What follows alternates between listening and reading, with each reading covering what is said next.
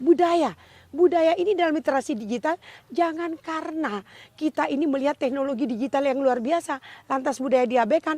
Tidak, tetapi dengan literasi digital, maka budaya harus mampu kita eksplor lewat kita membuat konten-konten budaya, membuat video-video yang keren terkait dengan kondisi alam kita, kondisi budaya kita yang ada di Kabupaten Sumbawa Barat.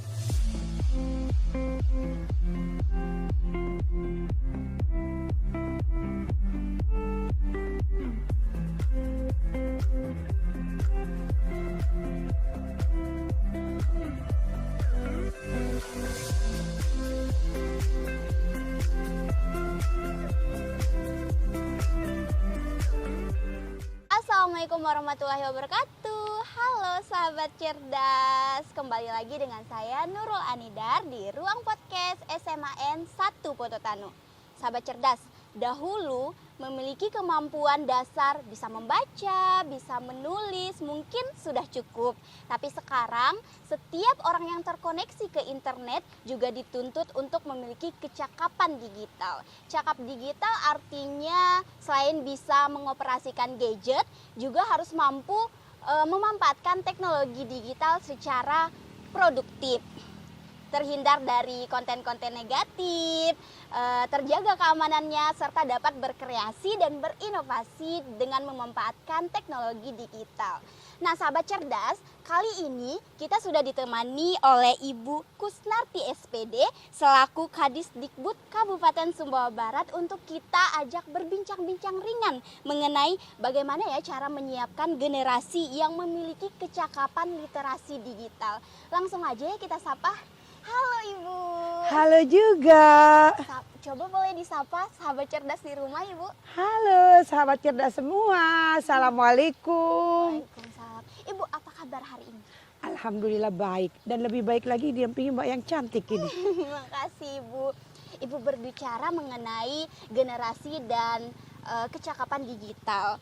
Bagaimana upaya yang dilakukan oleh Dinas Dikbud Sumbawa Barat selaku regulator dalam menyiapkan anak-anak sekolah agar mampu memanfaatkan teknologi digital secara produktif? Baik. Ini kok tumben ya kali ini saya gerung gini karena pintar dan cantik Mbak ini. Makasih, Jadi baik ya Ibu. Mbak ya. Jadi kalau berbicara mengenai regulator, artinya pengeluar regulasi. Jadi Dinas Pendidikan dan Kabupaten Sumbawa Barat ini yang punya kansnya, yang berperan betul di dalam bagaimana menyiapkan generasi ke depan. Cuman kita harus melihat dulu bagaimana sih visi pendidikan nasional kita. Jadi kalau visi pendidikan nasional itu adalah mewujudkan insan cerdas dan kompetitif. Artinya insan kamil atau paripurna. Nah, dengan visi pendidikan nasional itu, maka pendidikan pemerintah Kabupaten Sumbawa Barat itu mengeluarkan visi. Visi Kabupaten Sumbawa Barat itu adalah mewujudkan KSB baik dan gotong royong. Nah, dari visi itu lahirlah misi. Misi kita Dinas Pendidikan dan Kebudayaan Kabupaten Sumbawa Barat berada di misi kedua, yaitu mewujudkan peningkatan akhlak mulia dan sumber daya manusia. Nah, kalau berbicara peningkatan sumber daya manusia, tentu tidak hanya yang ingin dicapai itu adalah hanya mengenai kemampuan dia di dalam akademik saja, tetapi non-akademik. Nah, akademik dan akademik ini di era sekarang ini lebih-lebih di dalam menghadapi kurikulum Merdeka Belajar perlu ada kemampuan di dalam menggunakan atau mengaplikasikan digital. Karena sekarang ini era digital, maka dunia pendidikan adalah yang paling depan untuk menerapkan dan memanfaatkan fasilitasi terkait dengan digital. Jadi bagaimana upaya kita ini? Nah, jadi menghadapi kurikulum Merdeka Belajar ada yang namanya platform Merdeka Mengajar. Jadi guru-guru ini dihimbau untuk silakan mengaktifkan akun Belajar ID, lantas login ke platform Merdeka Mengajar. Di sana adalah konten-kontennya itu kalau kita tidak paham IT dan digital habis tergusur kita. Jadi maka pemerintah Kabupaten Sumbawa Barat itu tegas untuk meminta dan memerintahkan seluruh guru mulai dari jenjang PAUD sampai dengan SD bahkan SMA untuk segera mengaktifkan akun Belajar ID dan login ke platform Merdeka Mengajar. Seperti itu, Dek. Baik Ibu, seperti yang kita ketahui untuk pelestarian budaya ada Kamis budaya. Nah, apakah ada program khusus yang berkaitan dengan pemanfaatan teknologi di kalangan anak-anak sekolah di Kabupaten Sumbawa Barat ini dengan kecakapan literasi digital ini? Iya, pastinya ada. Mbak, kenapa saya suruh memerintahkan membuat surat edaran terkait ketika bahwa di hari Kamis itu memakai pakaian adat. Jadi kita akan anggun dan cantik, apalagi Mbak ini gitu kan.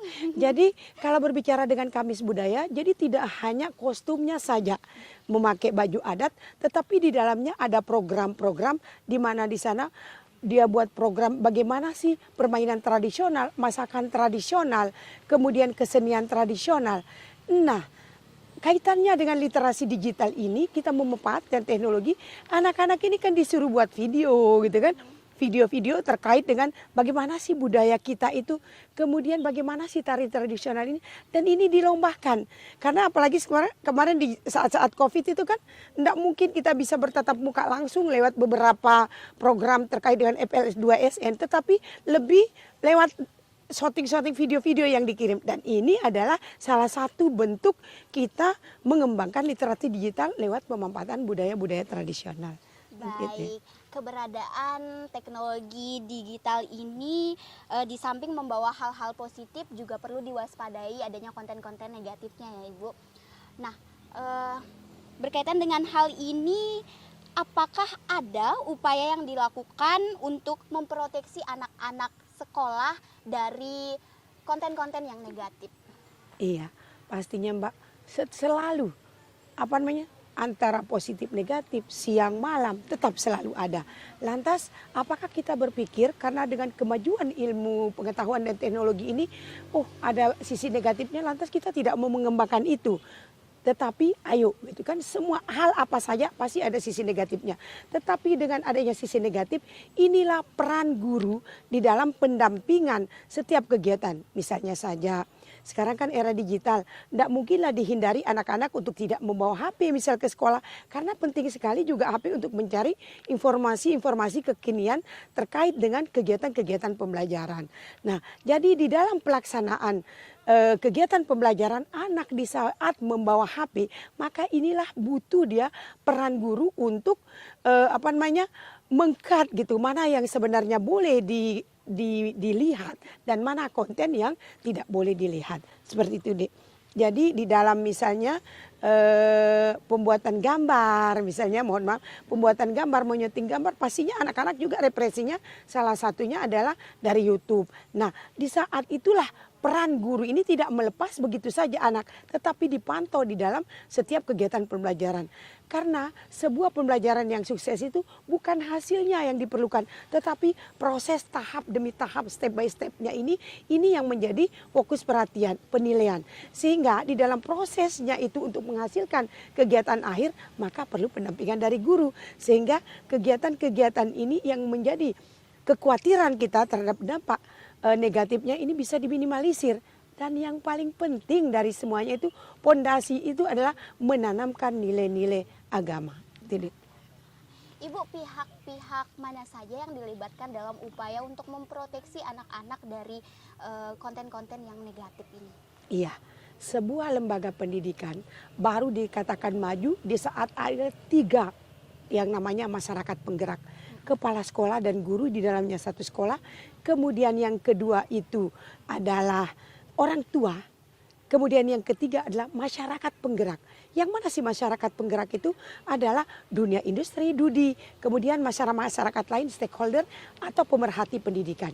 Nah, inilah kita butuh pertemuan-pertemuan.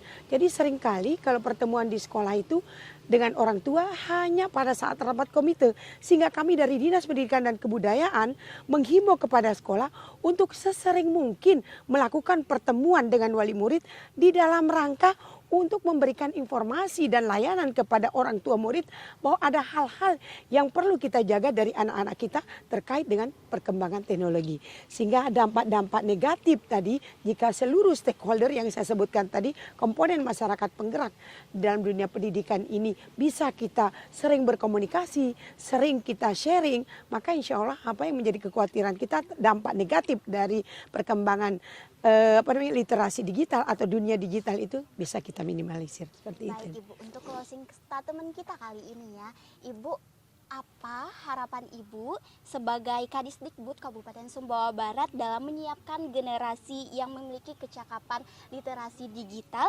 bertepatan dengan hari ulang tahun ke-19 Kabupaten Sumbawa Barat? Iya.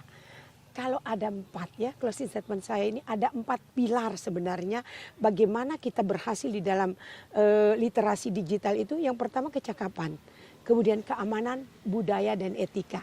Apa sih kecakapan kita? Kecakapan kemampuan kita di dalam menerima informasi, di dalam menerapkan informasi literasi digital itu.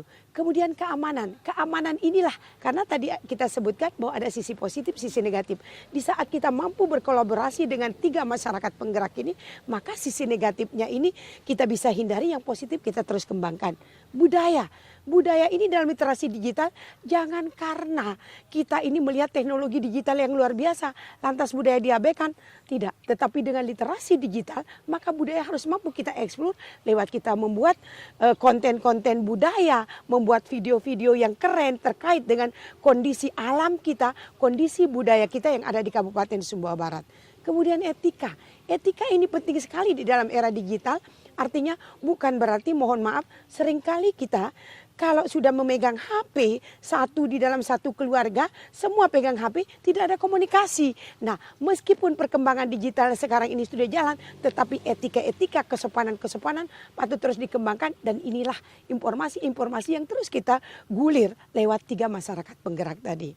Terakhir, saya berharap kepada seluruh anak-anak bangsa, seluruh anak didik mulai dari PAUD, SD dan SMP, SMA, untuk terus tetap bersemangat, tetap berkreasi di dalam mengembangkan dunia pendidikan yang pada akhirnya mereka akan memajukan dirinya sendiri, agamanya, nusa dan bangsa.